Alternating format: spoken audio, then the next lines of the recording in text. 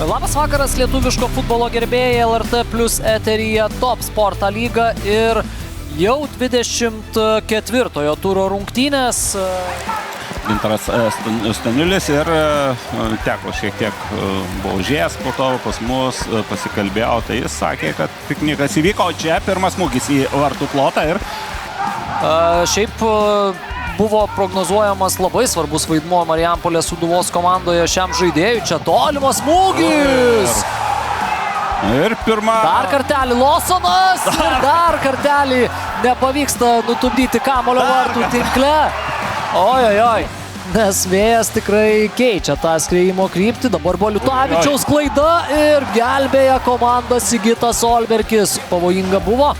Dabar perdavimas čia. Dabkus kamuolį išmušė, Fiodorovui vėl atšoka kamuolys. Dar vienas perdavimas, vėl pavojus ir čia prašo. Na, gerai, buvo pakeista vėl atakos kryptis. O dabar Šiauliai neblogai vysto ataką, bet ar jį baigsis smūgiu? Baigėsi ir tas smūgis toksai...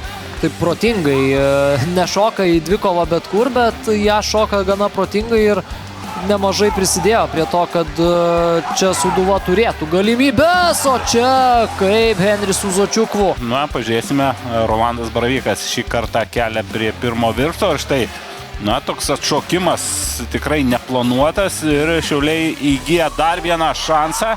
Geras perdavimas.